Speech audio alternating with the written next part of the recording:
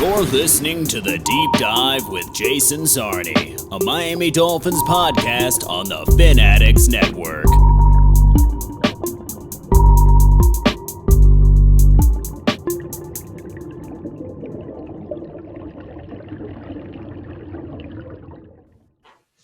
Hello, everybody, and welcome to the inaugural episode of The Deep Dive. My name is Jason Sarney, and I am welcoming in a couple of terrific guys right now, and the godfather of not just the dad joke of the day, but also a terrific new and growing network of Fin Addicts. It's called, apropos, the Fin Addicts Network. So without further ado, my brother from another mother who went to Buffalo as well, Brian Byrne. How you doing, Godfather? Dude, I'm doing really good, Jason. Thank you for having me on your first episode of The Deep Dive, the Miami Dolphin podcast. I'm really excited to see what we get into and see where this goes. Oh, no, I'm thrilled that you're on. I'm thrilled that you are giving me this opportunity. And as reference, you know, you have developed a up-and-coming and fresh network of podcasts and content that is really terrific. And I love the way that you're interacting with fans, with players, and you're encompassing really every aspect of football, social media, breaking down fantasy, getting the fans involved. And you know what? With whatever might happen this year, let's just cross our fingers. But God forbid, this is going to be a place where we can come for football, regardless of what's going on in the outside world. So with that said, before really doing a deep dive into what the deep dive is, I want to bring in one of the funniest Dolphin fans I've ever met, Savak Melton. What up, my bro? Not too much. Hey, man, still sexy, sun's still shining. Well, for Savak in the Sunshine State. Sun's out, guns out, and we're going to have a lot of fun today. We're going to have a lot of fun in other episodes. Of course, you guys are basically like open invite guests. You know, you guys come in, you give your opportunity to share some thoughts on what we're talking about. On this specific show, what we're going to deep dive into a couple of different topics. We're going to do it individually. A cornerback that's a second-year player. If you've been on Twitter, on my account, you obviously know that I'm a big Nick Needham fan, have been since the days of about an hour or so after the draft a year back. He was an undrafted signee and then just stuck with him, had a lot of confidence with him. So once he started against the Redskins, they started to get some tape on him. And once people started to see him and notice him, the negatives were gone. And then he actually put together a season. And Brian, I know you know the stats, Savak. I know you know the stats, but we'll go a bit deeper. Not going to give it off right now. I just want people to stick with us, you know? Little tease, guys. But we'll talk about Nick Needham and how he really kind of broke records and made history unofficially, but officially since 1982, and I'll explain myself in a little bit.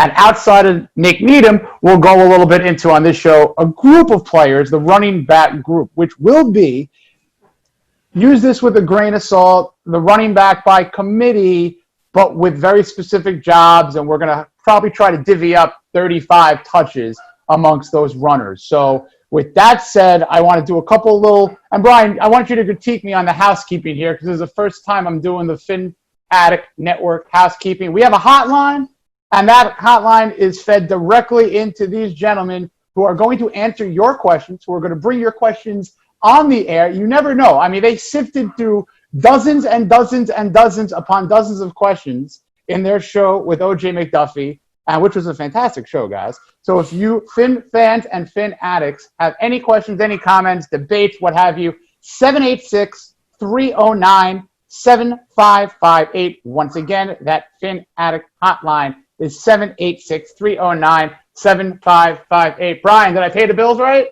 Yeah, well, I mean, you forgot yourself. So if you have any questions for Jason as well, or if you want to see him dive deep onto a specific subject, you know, definitely hit him up on that hotline too. It goes to his email as well, 786-309-7558. You could also just email us all at info@finaddictsnetwork.com.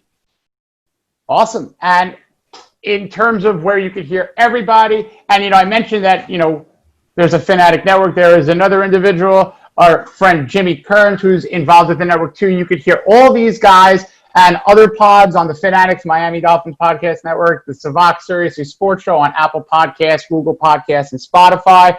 And, like Brian said, we want to hear from you. The numbers are open.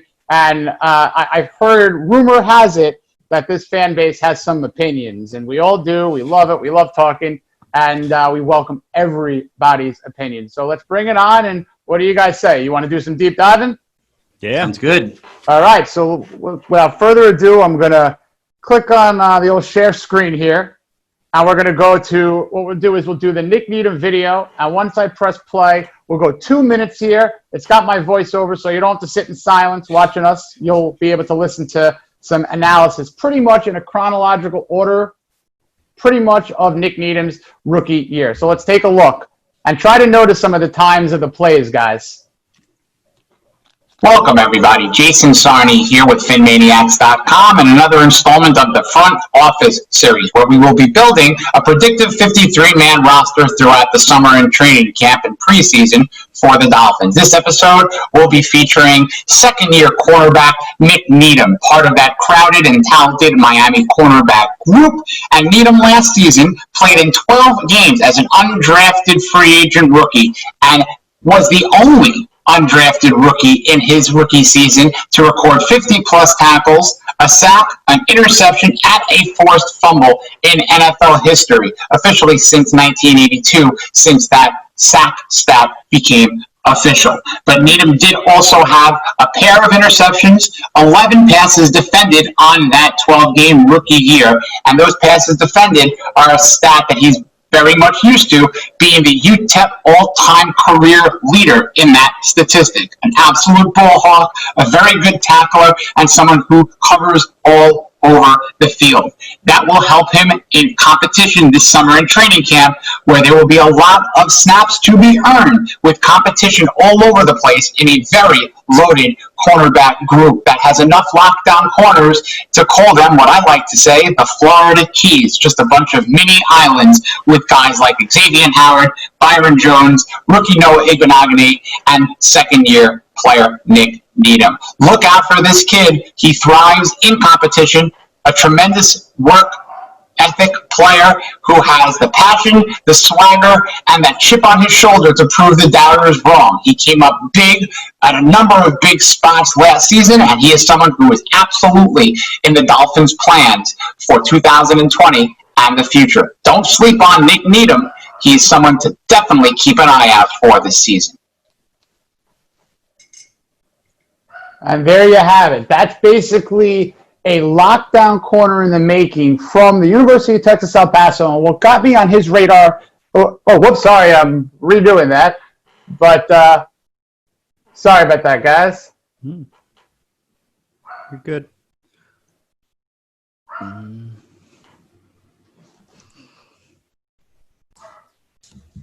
So, guys, that was the Nick Needham video. And the things that I noticed very much about him, the lockdown ability, very handsy, really all over coverage. And that's why he was the passes defended or pass breakup leader, however you want to use the terminology, at UTEP, University of Texas, El Paso. Not a very terrific team. I think he won like 2 games in his college career, but he just did his job every day. He broke the school's record in that category. So that's just what he does. He breaks up passes. So my, not worry, but my curiosity is where he's going to play, how he's going to feed in to the new cornerbacks, Byron Jones, Noah Igbenogany, Jones being the free agent signee, Igbenogany, obviously the rookie from Auburn, and then, of course, Xavier Howard. So first, I'm going to send it to you, Savak. I want to hear your take on what you think of the cornerback group as a whole and how you think whether the video did anything for you prior or post, what your thoughts on how Needham is going to now interact with those 3 other terrific corners amongst some others. Well, I think it's a fantastic group as a whole. Of course, we know what to expect out of Xavier Howard. Go X, man. And then now bringing in Byron Jones, he's just an athletic freak. So even if he's not necessarily picking pass off, he's always going to be all over the ball. And now you factor in the rookie, You'll have to forgive me. I do not know how to pronounce this man's name properly. Even hearing you say it multiple times, it just does not. A lot of rehearsing, like mirror in front of for 30 minutes a night. But go ahead. See, I've heard you can go Igbo is the short. Just go Noah, his first name, or call him Igbo. A lot of his teammates are calling him. That works. Igbo works. Okay, perfect. Well, him being, a draft at the end of the first round, he's obviously going to be in contention for some playing time. So that's probably going to be Nick Needham's biggest competition there. But one thing I did notice out of that video, because it's interesting, it does put a lot of things in perspective. He is really great in coverage. He's very handsy. He's very physical. One thing he's going to have to work on, he's got to turn some of those deflections into interceptions, because I saw a couple of those hit him and bounce off, and you saw that he felt it too, because he's like, damn it, I should have came up with that one. But that's what he's going to have to focus on if he hopes to earn more starting time. That's well said. And you know what? Right away, you could tell, when the cornerbacks know that they should have had one, right? And there was 2 or 3 of those. You saw that defense that could have been a pick, but you know what? You're absolutely right. I mean, when you want to be a great cornerback, you got to turn those hands into batted balls, into turnovers. So with you there. Brian, same kind of question. What were your thoughts on, Needham as he started to develop? Because I know, you're a New York Dolphin fan. You spent time in a couple of different areas, but you are a New Yorker. That's where we'll kind of paint your geography. So on my hometown paper, I know one of your New York papers, New York Post, after that New York Jet game, that hit on Sam Darnold, that wasn't a sports page. That was front page. I believe that was literally front page news. So was there a pre-Jet game Needham thought process? Where do you stand on number 40? So first off, that hit was one of my top 3 plays of the entire season. I think it shows more about Sam Darnold and his lack of pocket awareness and what we're in store for a while. So that makes me happy. But, that hit is just classic. But, yeah, I love Nick Needham. He caught my eye way before that. Quite honestly, he caught my eye in preseason. And he caught my eye in preseason as – wow, this guy's not going to stick. He struggled a lot in preseason, but I think that makes what he did do during the regular season that much more impressive. He came out of nowhere, and the improvement that he showed, I think, shows a lot about his character. He went from a guy that was just getting crushed in preseason to a guy that was locking down, number 2s to begin with, and then when Howard went down, guy had number 1 wide receiver matchups for most of the season, coming in as an undrafted free agent. There's not much to not like about Nick Needham. He has amazing speed. If you follow him on Twitter, this guy's work ethic is second to none. He worked out through COVID in California with a specialty coach. I think he even brought a specialty coach down to Florida, got other guys on the team working with him. But a huge upside. The one thing that is kind of weird on Nick Needham going into the season is they drafted Noah, and you got to think Noah's going to be the guy to move into the slot, and he's had a lot of experience in college, inside and outside. He's got the athletic skills to be able to go inside. That fluid movement, that crazy speed. So you got to be thinking that Noah has the heads up for the slot, which kind of leaves Nick as the 4th wide receiver, because I think Nick is much more geared to be an outside guy. But it also gives, this defense is going to have a lot of defensive backs on the field at a lot of different times. Nick definitely needs to improve his slot play. He didn't get a lot of chance at it in college. He didn't get a lot of chance at it last year. He struggled a bit when he did move inside. You can't count this guy out from everything. If he struggled last year in the slot, it probably means when we open training camp, he's going to be our top slot cornerback. To come from where undrafted free agent to lock it down number 1 wide receivers, there's nothing but upside on this kid. And you have to, I hate to ever speak about injuries, but when you're dealing with Xavier Howard, you can't not mention injuries. That knee has cost him probably half his career already, and it's a real concern. So it's nice to have Needham there. He proved that he can step into that one spot last year, but he won't be forced to do that. If something does, God forbid, happens to Xavier Howard-Steve this year, he could easily come in as the number 2 outside corner, and with Jones on the one. But overall, I just like his flexibility. I think we could bunch up all of our secondary, even our safeties. They all played corner and they all played safety, so we could literally bunch up 6 guys in the middle, and they can go wherever they want and make the get the matchups that they're seeking for. But yeah, he's definitely on the defensive side of the ball. He's the kid I'm rooting for the most. I think he has tremendous upside, and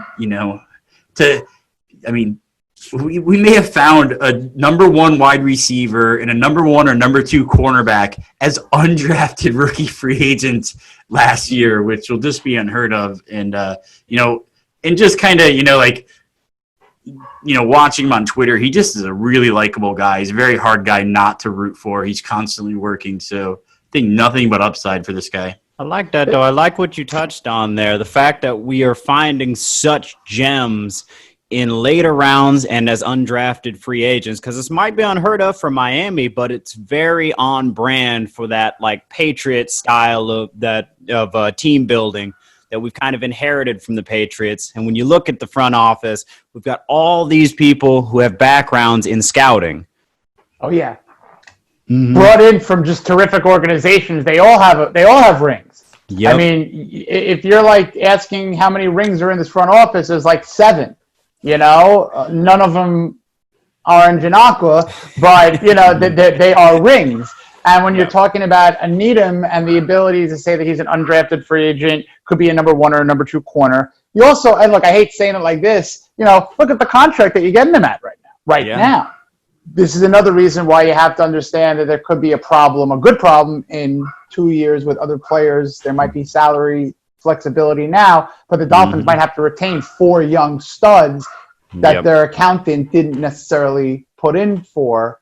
Good problem to have. Yeah. But what do you guys, I'm going to give both of you guys an opportunity to answer this question. What do the following 3 players, cornerbacks, have in common? Brandon Browner, AJ Bouye, and Malcolm Butler.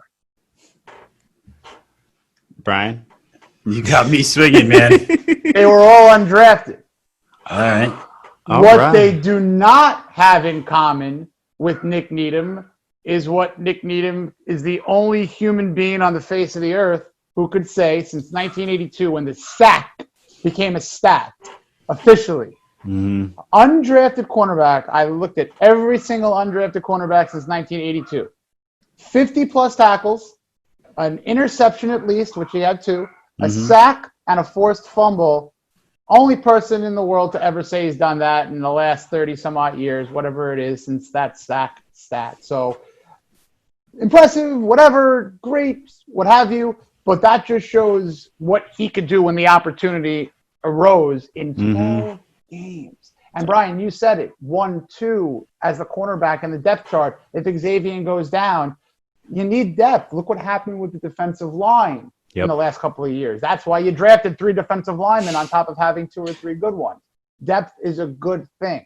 Do you think this plays out like, and I love going to the late 90s, 2000s guys. I mean, Pat, Sam, remember we even had a year of Terrell Buckley in there together. So these are all terrific problems. Do you think any of these guys, and I'll start with you now, Brian, anybody maybe a safety transition that's a cornerback now? Or do you think this is just going to be nickel, dime rotations, keeping people fresh, and maybe playing cornerbacks to their strengths against certain matchups? What do you think, Brian?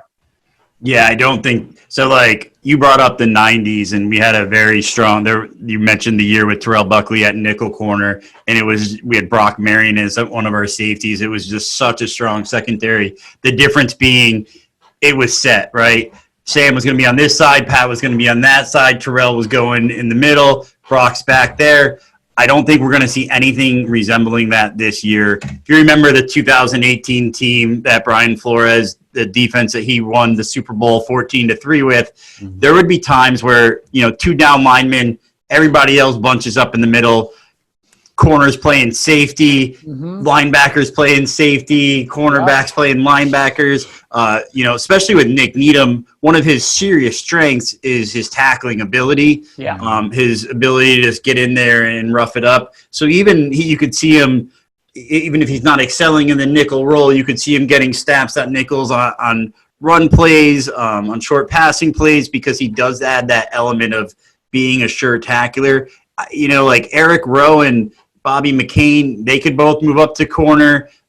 You bring Needham back to safety. He's a sure tackler back there. I mean, the possibilities are endless there. And then once you see, like if we kind of get stagnant where we're keeping people in the same spot and, teams are moving around to get the matchups they want, there's no matchup you want in this secondary, I think Howard is the only guy on this team that really hasn't moved freely too deep, too much.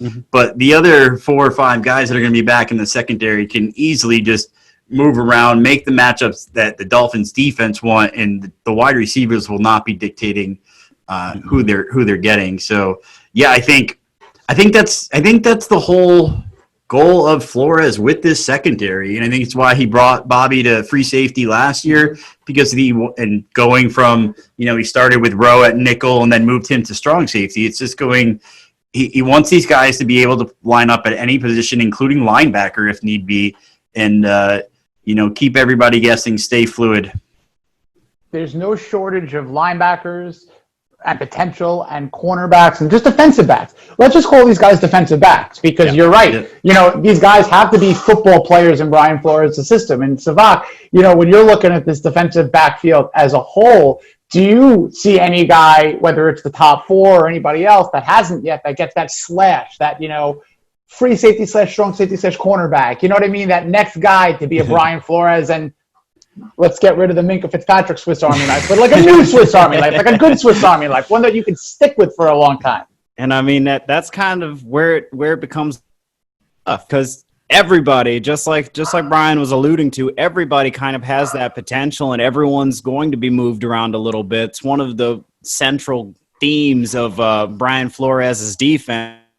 One of the things I noticed while watching us this past was that coming up to the line of scrimmage, moving around a little bit, but nobody's secure, so you never really know who's covering who exactly, or what they're supposed to be doing. And so I think that they're going to continue implementing a lot of that. And outside of X, I think everybody's likely to move around a bit, And, I agree there. Go ahead. No, I agree. I think you're dead on there. And X is the guy who X marks a spot. Well, yeah, that's his spot. Like, that's literally like his spot. And there's nothing wrong with that. No. It's like, didn't Richard Sherman like literally almost like refuse to play on another side? Like, what have you? That's a strength. I could be wrong on that. If anything, with X, they're probably just going to have him following the number 1 receiver around. Otherwise, he's probably just going to line up in the same spot. That's fine by me, because that's what you pay him for. And then you got Byron Jones, who's the first highest paid cornerback. But let's see how they work those guys. Now back to Needham individually. Now the kid that you got to do your homework on is this kid, because you wonder why. You ask yourself, where did the improvement come from? And the improvement came from the work ethic. Yeah. And then you ask yourself why he wasn't drafted. There's a number of reasons why you could say that. And again, just do your homework. There was a flubbed 40 time reported in college going against the wind versus going with the wind. 0.2 of a second. I mean, you guys know what the difference of 0.2 of a second is, at a pro day. It's $2 million and 3 rounds, So that's one thing. And then you look at the guys that he trains with. He trains at an academy called Armed and Dangerous, and it's ran by a guy who knows him a bit well. It's his dad. And his dad was a former football player named Steve Calhoun from New Mexico State. And one of his guys, he teaches quarterbacks, wide receivers, and cornerbacks. Jordan Love was under his tutelage. A number of passers that are currently in the NFL are under his tutelage, even still and before they were in college.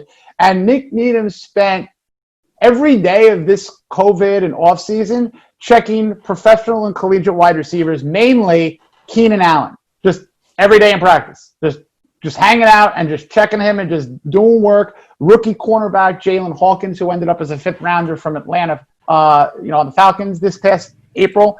He's, a workout partner. They're always going after each other. And I believe that Nick played a little bit of wide receiver too. So let's see if those hands come back, Savak. I want those high school wide receiver hands to come back. But before we leave, the cornerback specific talk, is there anything that you, Savak, want to add about the group as a whole, Needham as a whole, or anything about the Flores scheme?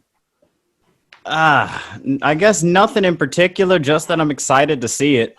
Now with all these new pieces, I can't wait to see what it looks like. I can't wait to watch these offenses and offensive coordinators try and pick their poison against it, because I'm just as curious as probably everybody else. Is there a weakness on this defense? Are they going to find a chink in the armor that they can exploit? I'm excited to see it. I love what you said. Where's the that kink? Where's the Achilles heel? It's not something that I want to say, oh, there it is. Like you don't want that. You know what I mean? Exactly. But the game that I'm going to circle, literally, because I think that you guys would agree, tight ends have been a nightmare for the Dolphins forever to defend. So you got Travis Kelce, coming to Florida, hopefully. What is it, week 14? It's late, So, that's the game where if the cornerbacks do their job on the outside guys, he could have 7 catches, 187 yards, 3 touchdowns. That let's see what happens. Tight ends, middle of the field, that's safety, that's slot corner. We'll see. Brian, same kind of question from Savak. Where do you think any kind of finality in your analysis with the corners or Nick or anything secondary overall? Based on what you just said, too, we haven't even spoken about Brandon Jones yet, who was drafted in the third round to play strong safety, a role that currently is occupied by Eric Rowe. But Eric Rowe has shown the affinity to follow tight ends, and I think that may be his role when we have matchup nightmares with tight ends, and maybe we'll see a little bit more of Brandon Jones then, and Eric Rowe will be more of that, that man coverage on tight ends. We haven't even mentioned Steven Parker as a backup there, too. He played pretty well last year coming out of nowhere. My only question to end up with Needham, I don't understand why this kid wasn't drafted. I have his draft pro day, in front of me, and it doesn't make sense. He ran a 4.3. He's what reported was a 4.5 supposedly. That's okay. Basically he ran a 4.3 when there was 70-mile-an-hour winds that day, and they just couldn't reschedule or something like that. It was ridiculous. So they ran 2 times. One of them was against the wind. One of them was with the wind.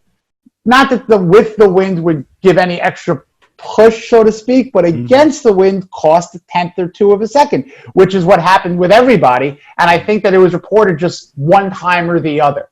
It's an article from a local, Texas El Paso student newspaper. It's all in there.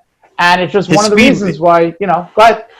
His speed was definitely proven, though, on the field. He's definitely lower than a 4.5 guy. He's a consistent tackler, it says, hard hitter, good recognition, sheds blocks, great in man coverage. It looks like his only knack is the slot and zone coverage he struggles with a little bit. Right. It's awesome for us because we don't run too much zone coverage. Correct. But to look at what he did last year, to look at his stats going from college to his pro day, you really wonder, was it just UTEP everybody forget about, University of Texas El Paso? What were they, 3-20 or something in his junior, senior, something like that, 2 and 20, whatever it was. But it just goes to showing, those guys that I named earlier, those 3 guys, there's a lot of guys outside of those that are just undrafted. It's just unfortunate. The combine is what it is, but it just goes to show how talented. And this is why I hate, when you look on social media, oh, he's garbage. Oh, he's terrible. Oh, he's absolutely miserable. And then it's happened with a couple of different players who have played 5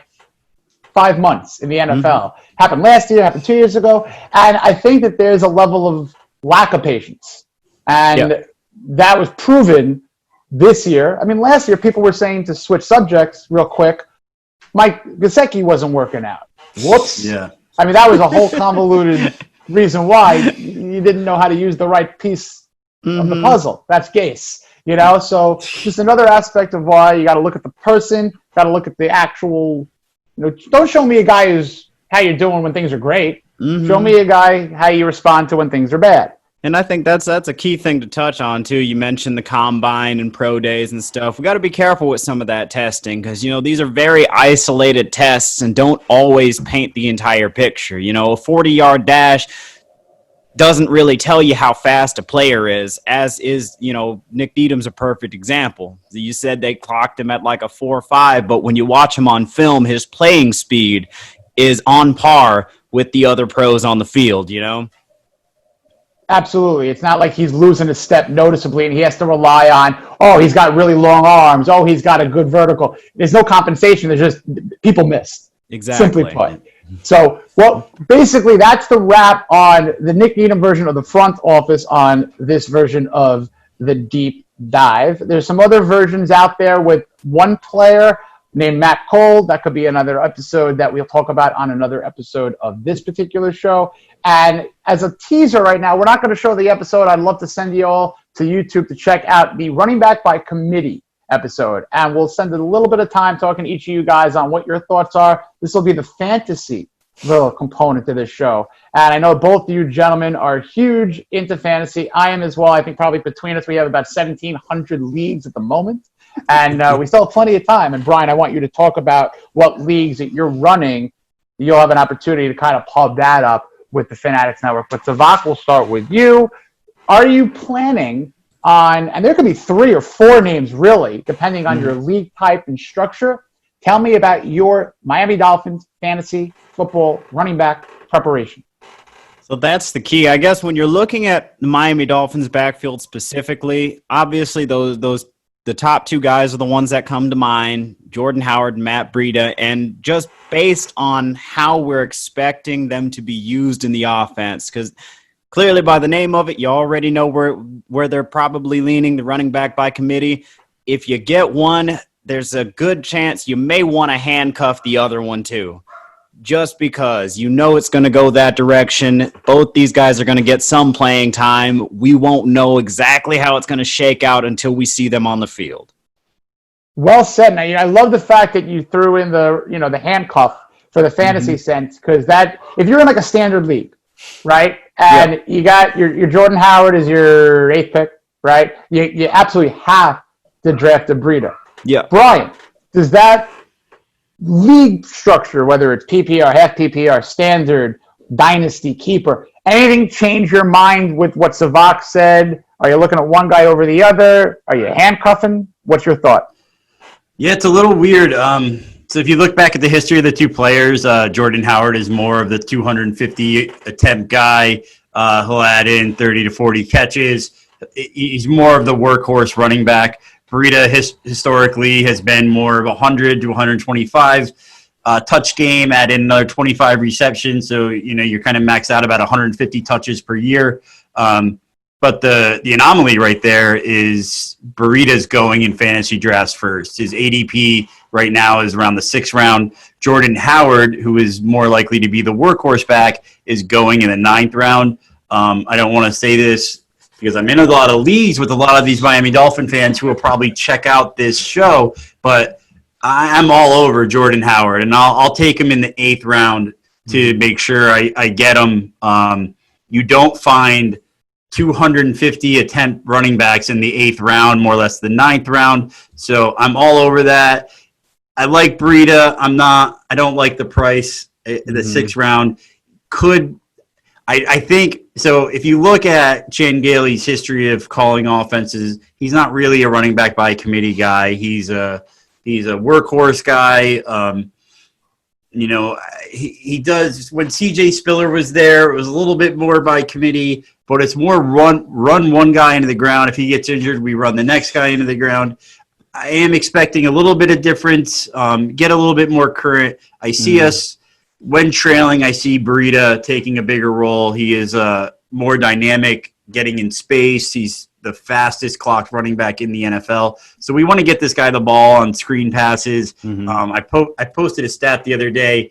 The past 2 seasons, he's been targeted 53 times, and he has 46 receptions. So that's over an 85% completion percentage.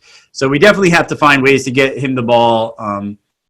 But as far as between the tackles guy, I think, it's going to be Howard more than not, and it's going to be Howard at the goal line more than not. So Howard is a must-own for me on fantasy, and it's kind of how I see it shaking out. If I could argue in favor of Breida, because I think you touched on a very good point.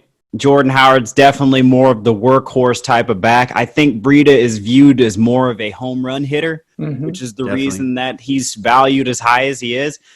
And so that's kind of where the issues arise, because there's a chance that Breida is going to take it 80 yards for a touchdown, even on his limited carries. And even though I agree with you wholeheartedly about Chan Gailey, that he is more prone to running just, workhorse backs, we have such a stacked group. You've got both those guys plus a Patrick Laird, Myles Gaskin's still there. Who the hell knows what's going to happen with Kalen Ballage? We all know what's happening with Kalen Ballage. Say it. You can say it. I was trying to be optimistic. You're a nice guy. Yeah, I try. Of course, we've got Malcolm Perry, who is listed as a running back. So you've got all of these guys. I think that Brian Flores is going to want Chan to rotate these guys at least to some extent. So it's going to be a little bit up in the air, but I do agree Jordan Howard's probably going to get the lion's share of the carries. I can't wait to see it. I can't wait to see Jordan Howard be the guy in the, let's say it's 20-17. Dolphins could be up. Let's get 14 carries from the third quarter with 5 minutes left to the end of the game from Howard. Yeah. And if need be, you put Breida in there, a play or two, sprinkle that in. And, as you said, Ryan, if it's what you said, if you're down, Breida's the guy to really be in there to help out, could help out in the passing game, could be that home run hitter savant, as you mentioned, that you need, that could literally flip momentum in a heartbeat. Best ball leagues, hey, there could be 3 or 4 weeks where Breida takes 5 of his touches for 160 total yards and 2 touchdowns. Yeah. So it's creativity with this Dolphin backfield, and I can't wait to see 2-point conversions. I can't wait to see short yardage. Is there any creativity that you see with all these guys on the field at the same time? And dare I say it? All right, guys, Wildcat? Yeah, you're going to see that Wildcat with Malcolm Perry as the quarterback, with Howard and Breida back there. Howard doing the straight, and then Breida doing the Ricky Williams running around the end around. Teams are going to be they're not going to be happy when they see that. But and Perry can tuck it down and throw it. Or throw, right? Yeah, that's definitely going to get interesting. Yeah. We knew that was going to be a possibility the moment they drafted him. That was the first thing that went through my mind. It's like, oh, that's awesome. Now we're going to get the opportunity to be able to do some of this stuff. And oh my goodness, the other teams aren't going to be prepared for that. How many 7th-round picks are you actually doing? Whoa! You're actually like that. He's still available? That's great. And even if it is for a gadget here and there, it's still awesome. I mean, there's only one in recent memory that I can think of, and that was honestly Isaiah Ford, who is still on the team currently. I'm hoping he can fight his way up the depth chart, because I know luck has kind of been against him since he was drafted, but he was such a great bargain as a 7th rounder, because when you watch his film, some of the catches he made in college, I think he played at Virginia Tech, something like that. Yep. And he just looked incredible. And it was the same issue as with Devontae Parker's. Can we get that same player that we saw on his college film? Can we get that to show up in the pros? And I think he's still working his way up there, but he's making strides. And I'd really like to see it come full circle. Well said. And it actually segues perfect, because the next show that I'm going to put together in that front office sense will be the wide receiver group to, talk about with, your Matt Cole, undrafted free agent wide receiver. But as I'll say on the, next episode of the deep dive, I don't really think he's going to be catching many passes. I know that might not make sense, but there's 3 components to the football teams in the league, and special teams will be discussed next show. So with that said, want to kind of have a minute or two to discuss some fun things. And of course, you know, with a lot of the fun videos, and I know Savak, this is in your realm here. You are the PhD of producing video content so far right now on the Fin Addicts Network. And you put a great video out about the call for the Dolphin that's right now emblazoned on your chest, you know, and it's a conversation for really every day of the week. Who doesn't love an old school Dolphin logo conversation? But since the logo change, there's been a lot of differentiations. There's been a lot of variations.